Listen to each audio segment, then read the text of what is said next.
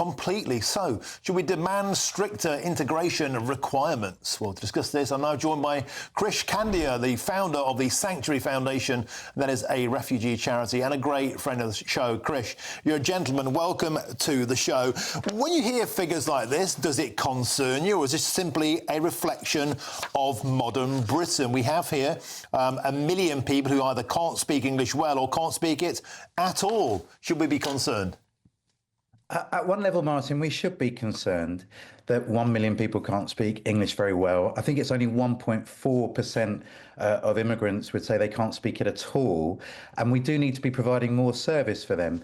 We were able to step up English as a second language training for Ukrainians, and we did an amazing job, and they were able to learn very quickly. There have been cuts to ESOL provisions since 2009, and a survey in 2014 said most people were finding a waiting list to get onto a course. So maybe there's more investment needed there.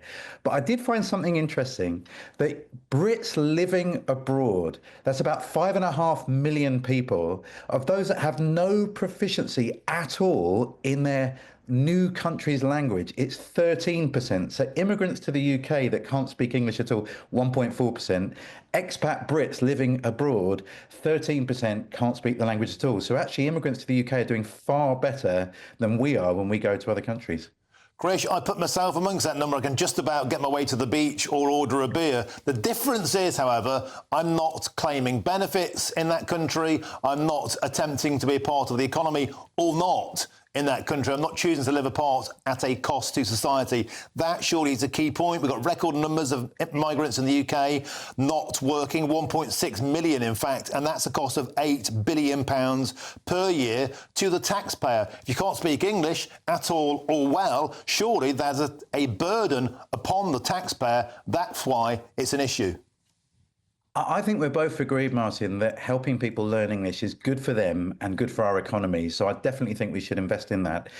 One thing I've noticed, though, wherever you go in the world, you'll normally find locals that have learned to speak English. They show us a great kindness, don't they, by learning our language. Maybe the challenge is to us that we should begin to learn the languages of those that come here. Krish, Krish, you're a lovely fella, but you're not telling me that the way out of this is that we all start to learn Arabic or Urdu in Britain. Come on. We have an integration issue. Societies that integrate are more harmonious, more productive, and that's what we should all be wanting, and that means learning the native tongue, does it not, surely? We're agreed. We all need to learn languages. Integration's a two-way street.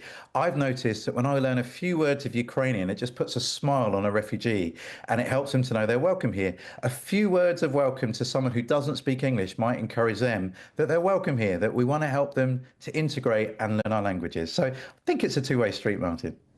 OK, beautiful. Krish, you're so nice, it's hard to argue with you. Thank you very much for coming on the show. Krish Kandiah, the founder of the Sanctuary Foundation. Marvellous. He really, really is a superb gentleman. Nigel Nelson, as are you, by the way.